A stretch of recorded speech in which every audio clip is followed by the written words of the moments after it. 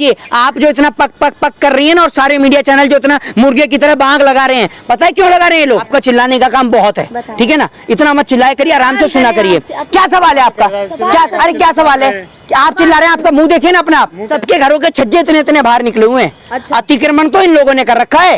और सुन लीजिए, लिस्ट तैयार है, एमसीडी का कार्यकाल खत्म होने।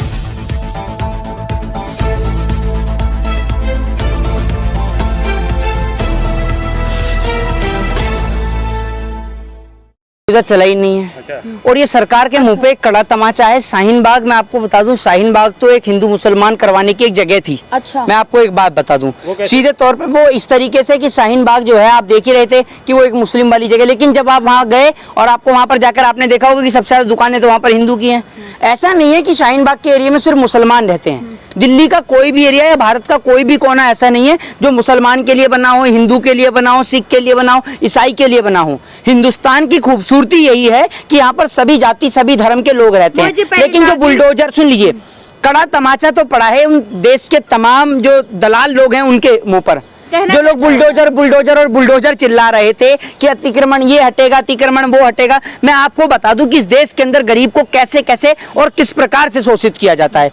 एक गरीब सरकार, आप एक बात मुझे बताइए कि गरीब जो है वो ठेला तो लगाता है, ठेले पे सब्जी भी बेच रहा है, ठेले पे वो आलू भी बेच रहा है, सब कुछ बेच रहा है। एक बात आप मुझे सवाल का जवाब दे दीजिए कि क्या सरकार ने कोई एक ऐसी जगह बनाई है, एक जगह निश्चित करी है जहां पर गरीब अपना ठेला लगा सके?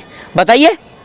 उस गरीब को आपको पता है किस समस्या का सामना करना पड़ता है? गरीब को इस तरीके से समस्या का सामना करना पड़ता है कि जिसकी दुकान के बाहर लगाएगा वो भी पैसा लेगा, फिर जो अधिकारी है वहां का वो भी फ्री में सब्जी लेकर जाएगा, फिर इसके अलावा फिर जो और लोग हैं जो निकलते बढ़ने वाले लोग हैं उसको गाली भी देंगे। लेकिन आप ये नहीं समझते कि अगर वो गरीब ठेले वाला सब्जी लगाना बंद कर देगा तो जो आलू आज आपको 20 रुपए किलो 30 रुपए किलो मिला है, वही आलू का दाम 50 रुपए किलो 60 रुपए किलो हो जाएगा। की जो घटना हुई है आपने नहीं देखी कि वहाँ पे जो मीडिया थी, अंजना कश्यप थी, वो दिखा रही थी लगातार कि ये दुकान तोड़ी जाएगी, ये यहाँ से हटेगा। हाँ, तो मैं आपको दिखा तो रहा था, लेकिन कुछ भी नहीं टूटा है।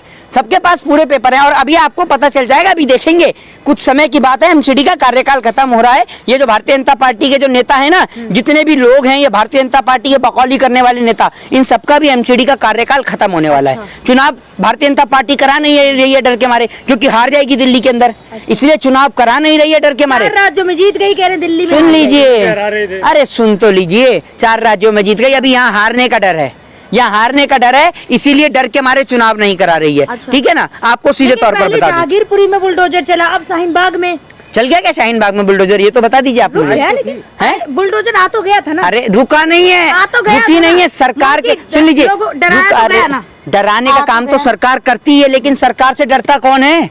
कोई सरकार से डरता है क्या? और आप एक बात मुझे बता, सुन लीजिए, बुलडोजर से कोई नहीं डरता। एक बात आप मुझे बताइए, अतिक्रमण है, मान लीजिए ये मेरे पीछे आप देखें, ये अतिक्रमण है, ये जिस दिन बचता है तो सरकार उस दिन क्यों नहीं हटाती है? सवाल का आप मुझे जवाब दीजिए, बताइए ना। बस सुन लीजिए, पहले बात को पूरी करने दीजिए। अतिक्रमण करवाता कौन है ये बता दीजिए। अतिक्रमण करवाते हैं भ्रष्ट नेता, भ्रष्ट अधिकारी जो पैसा लेते हैं, फिर उसके बाद में सुन लीजिए, रहने वाला कोई अतिक्रमण नहीं करता। और अभी आप सुन लीजिए, एमसीडी का कार्यकाल खत्म होने दीजिए। आप एमसीडी का जिस दिन कार्यकाल खत्म होगा ना, भारतीय जनता पार्टी के नेताओं के घर के जितनों के छज्जे बाहर निकले हुए हैं, सबकी फोटो करके, सबके तहत आरटीआई लगा के और सबकी चार्जशीट कोर्ट में दर्ज कराऊंगा और एक एक के घर पे चुनवा के बुलडोजर लगाऊंगा। आप जब से बुलडोजर स्टार्ट हुआ आप यही कह रहे भारतीय जनता पार्टी के? बिल्कुल, हाँ। कितने सर्च कर लिया आपने जिनके? मैं आपको बता रहा हूँ, भारतीय जनता पार्टी के कुछ लोग हैं मेरी नजर में, जो कोई मैं बता रहा हूँ, जो अपने आप को कोई जिला अध्यक्ष बनता है, कोई अपने आप को क्षेत्र का स्पोक पर्सन बताता है, कोई अपने आप को बीएचपी का बताता है, सबके घरों के छज्जे इतने बाहर निकले हुए हैं। अच्छा। अतिक्रमण तो इन लोगों ने कर रखा है। और सुन लीजिए, लिस्ट तैयार है, एमसीडी का कार्यकाल खत्म होने दीजिए। एमसीडी का कार्यकाल खत्म होने दीजिए। और सुन लीजिए, अभी डर नहीं रहे हैं, हम जाएंगे कोर्ट में। एमसीडी का कार्यकाल खत्म नहीं हुआ तो फिर तो चलता रहेगा ना, मामला लंबा चलेगा। हम डायरेक्ट कोर्ट में पिटीशन लगाएंगे कि भैया ये जो बीजेपी आ गई तो बीजेपी आए चाहे कोई भी है, कोर्ट में पिटीशन लगाएंगे। कोर्ट बीजेपी से थोड़ी चलता है। अरे और सबसे बड़ी आज जो मुझे गंदी बात जो उसमें देखने को लगी, मैं एनडीटीवी को देख रहा था तो मैंने उस पर देखा कि इतनी सारी फोर्स को इन लोगों ने बुला रखा था। आपके पिताजी ने लगाई है क्या फोर्स, ये बताइए आप मुझे, इस बात का आप मुझे जवाब दीजिए। ये फोर्स देश की रक्षा करने के लिए है, आपके बुलडोजर चलाने के लिए देश के जवान नहीं आएंगे क्या? सुन लीजिए, अरे सुन लीजिए, अगर कुछ होती घटना तो कौन जिम्मेदार? मेरी बात सुन लीजिए, कोई घटना नहीं होती, सुन लीजिए। आप एक बात मुझे बताइए कि ये जो फोर्स है, ये इतनी आप फोर्स मंगवा लेते हैं, देश के जवान जो है वो देश की सुरक्षा के लिए, देश की सुरक्षा करने के लिए, देश की हिफाजत, पहले मुझे पूरा करने दीजिए, पूरा करने दीजिए पहले मुझे, वरना अगर आपको चिल्लाना है तो आप चिल्लाइए जितना आप चिल्ला सकती हैं, आपका चिल्लाने का काम बहुत है, ठीक है ना? इतना मत चिल्लाए करिए, आराम से सुना करिए। क्या सवाल है आपका? क्या, अरे क्या सवाल है? आप चिल्ला रहे हैं, आपका मुंह देखिए ना अपना, आप मुंह क्या देखना? सवाल कर रही हूँ आपसे। हाँ, क्या आप क्या सवाल कर रही हैं? जो आई थी वो स्थानीय जो लोग थे, अगर कुछ होता वहाँ तो उनकी सुरक्षा के लिए आई थी ना। तो पुलिस हो सकती है ना, स्थानीय लोगों के लिए पुलिस कम पड़ रही है? हैं? आप आर्मी को बुला के खड़ा कर देते हैं, कभी सीआईएसएफ के जवानों को बुला देते हैं, क्यों? अरे भैया क्यों नहीं उठाना है? आपके घर से है कोई फौज में? है कोई आपके घर से आर्मी में? नहीं है ना, तभी तो आप इतना चिल्ला रही हैं। जाके पता चलिए, पता है आपको क्या होना कहना होता है हमारे घर वालों को जो आर्मी के अंदर भाई हैं, पता है क्या कहते हैं वो लोग? कि हम देश की हिफाजत करने के लिए यहाँ पर भर्ती हुए थे आर्मी में, लेकिन हमारे को हाथ में बंदूक थमा के नेता की हिफाजत के लिए थमा देते हैं। वो सड़क छाप नेता जो 5वीं पास नहीं है, जिसको ठीक से लिखना नहीं आता, साइन करना नहीं आता, उसकी हिफाजत करता है वो गवर्नर। नेताओं के साथ सिक्योरिटी घूमती, उन्हें हटा दिया जाए। नहीं, नेताओं के साथ की सिक्योरिटी की मैं आपसे एक बात कह रहा हूँ, जो आर्मी में भर्ती होते हैं, जो सेना में भर्ती होते हैं, वो देश की हिफाजत के लिए होते हैं। आप उनको सुन लीजिए, आप उनको छोटी छोटी बात के लिए, कहीं बुलडोजर चल रहा है तो आर्मी बुला दी, कहीं कुछ हो रहा है तो आपने आर्मी बुला दी। अरे भैया, ये आर्मी देश की सुरक्षा के लिए बनी है, आपके छोटे छोटे काम के लिए नहीं है आर्मी। उसके लिए आप दिल्ली पुलिस से कन्वर्ट करिए, दिल्ली पुलिस से कन्वर्सेशन करिए। दिल्ली पुलिस की क्या फोर्स कम है, ये बताइए ना? अरे दिल्ली पुलिस भी थी, बिल्कुल ठीक है, लेकिन आपके दिल्ली पुलिस के होने के बावजूद आपका तो फिर यही हुआ कि आप नाकामयाब हैं, आप नाकामयाब हैं।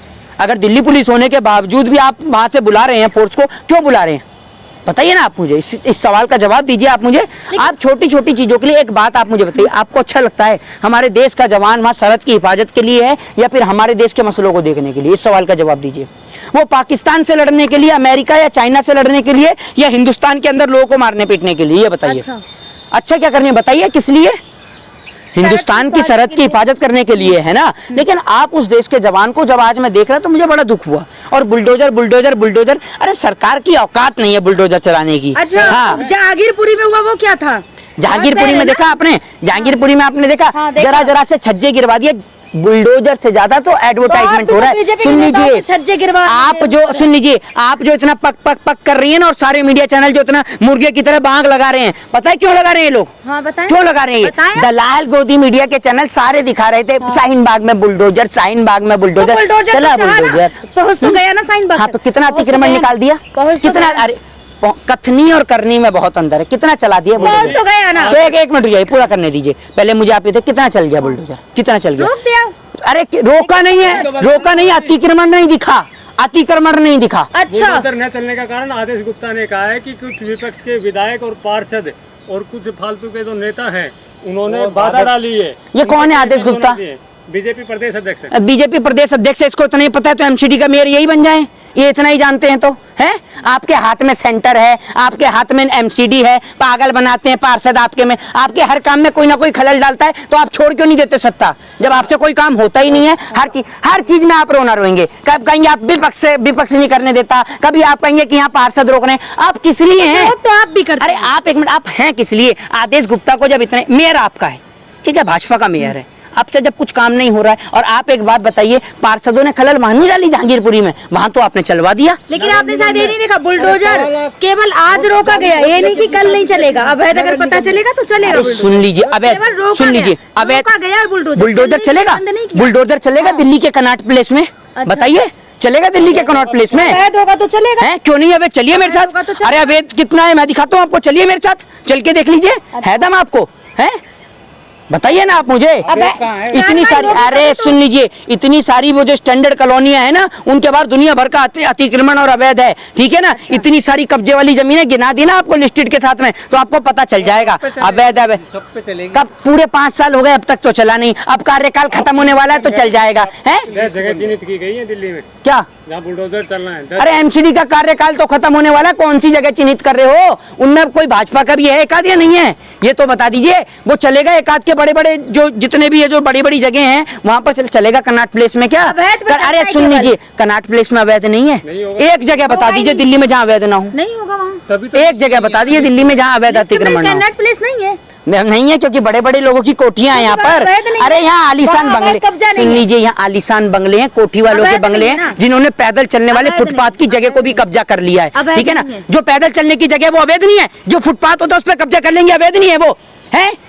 कैसी बात करती हैं यार, हद है आप जैसे पत्रकारों के ऊपर। क्या अपनी टीआरपी के लिए ये इसीलिए इस प्रकार की काम करते हैं? आप लोग सोचते हैं ना कि ये लोग क्यों इतना चिल्लाते हैं और क्यों चिल्लाते हैं? ये टीआरपी बटोरने का काम करते हैं, इन्हों को इससे पैसा आता है। जो ये यूट्यूब चैनल पे आप वीडियो देखते हैं ना, इनसे इनको टीआरपी आती है और यही दलाल मीडिया का काम है, टीआरपी बटोरने के लिए। आप कह रहे हैं कि टीआरपी बटोरने के लिए, ये सही बात है? नहीं, आप कैसे कह सकती हैं? नहीं, एक मिनट, लिस्ट में नहीं है, क्यों नहीं है? क्यों नहीं है? अवैध नहीं होगा वहाँ। अरे आपने जाकर देखा है? सरकार को नहीं लगा होगा। सरकार के कहने से पता चलेगा कौन सी चीज अवैध है और कौन सी नहीं है। कार्रवाई करती तभी तो पता चलता है। सरकार कार्रवाई करती है। अवैध दिख रहा तो आप जाके लिख के दो कि यहाँ अवैध है, वो करेंगे। अरे कहाँ, अरे अगर लिखने से कार्रवाई हो जाए तो मैं आपको दिखा दूं कि भारतीय जनता पार्टी के नेताओं को ना अभी गली के लिए ही कुछ लोग हैं हमारी गली में, उन्होंने वहां पर लाइट लगवाने के लिए दे रखी है। अब तक गली में स्ट्रीट लाइट नहीं लगी, इतना बुरा हाल है भाजपा के नेताओं के राज में, समझ रहे ना। भाजपा के नेता वो पार्षद ऐसा है कि पार्षद तो मुंह से गुटखा ही नहीं थूकता, चाहे किसी की 13वीं हो जाए। भारतीय जनता पार्टी का पार्षद ऐसा है, किसी की 13वीं हो जाए,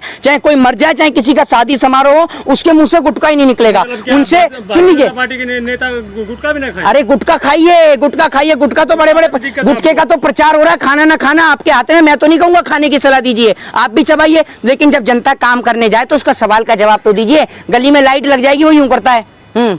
अब इसमें हाँ या ना कुछ समझ में ही नहीं आया। अरे भैया मुंह से गुटखा थूक के तो बात कर लीजिए।